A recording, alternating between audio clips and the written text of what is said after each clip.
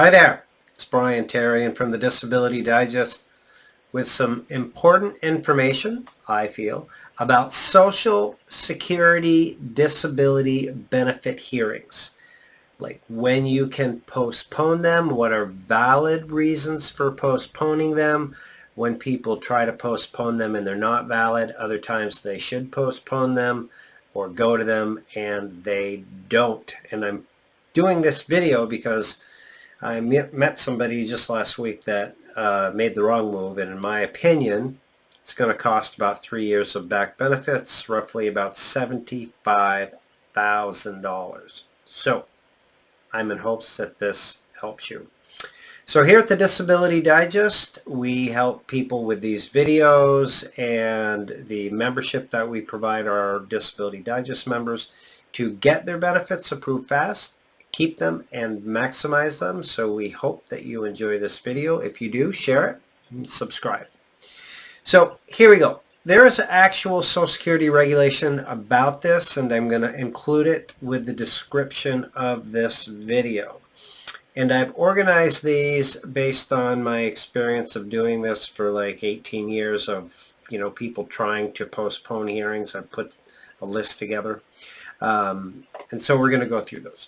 So the first reason that people want to postpone the hearing that I have in my list is that they're like, oh my God, my hearing's here and it's coming up and I haven't been to treatment.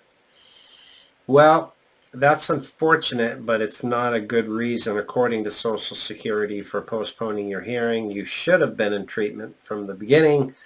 The premise for getting approved for disability is that you have conditions that are diagnosed, you're in treatment. Despite the treatment, you have limitations to prevent you from working. So it's the same if you're approved. So that one's no good. The second one is, and this is the example from last week, is people go back to work.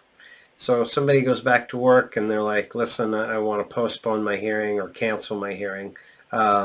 Here's a few quick things to consider on that. You should roll forward with your hearing, especially if you've been in treatment, because it's not a valid reason for postponing it. And you could get a closed period of disability, like the example that I just shared with you.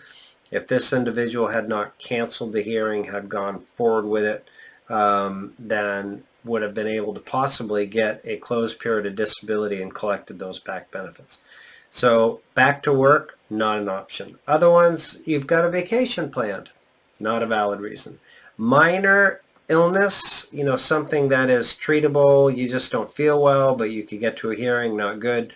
Lack of transportation, especially if transportation is available in like a metropolitan area, that's not considered.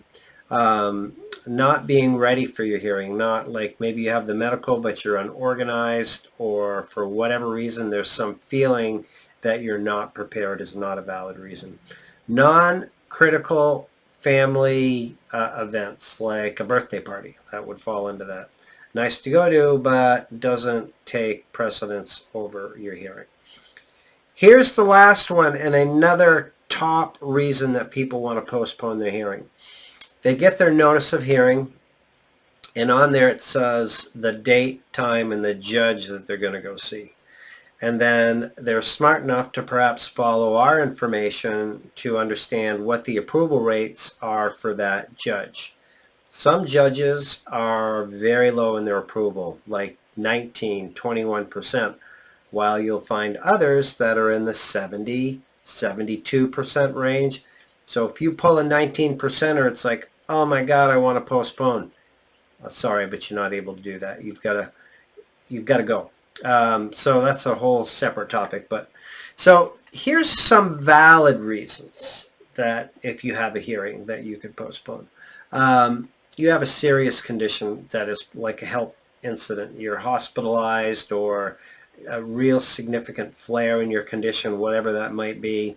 That will definitely do it. You have a family emergency, which like a bereavement event, funeral, that would do it. There's severe weather like snow or tornado or some other natural disaster that would prevent you from going. That's valid.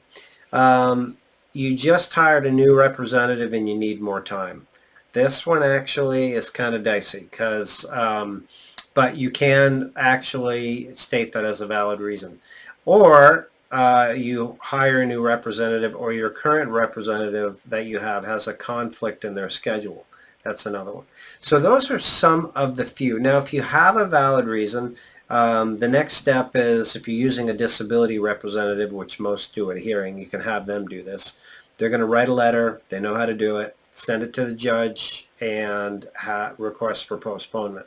But if you're representing yourself, you're a brave soul, and you can do that by just following the notice of hearing, the judge's information, and the hearing office is on it, and submit that. So the key is this: when you start the disability approval process, once again, as I've said in many, many other of my messages, understand the process, stay in treatment for your conditions, and then all the other tips that we provide you, so that when your hearing comes, you have a chance to cash in and capitalize on this. Most of you now are waiting like 3 years for a hearing, and it just really is saddening to me to have people be faced with this dilemma that they haven't been doing anything.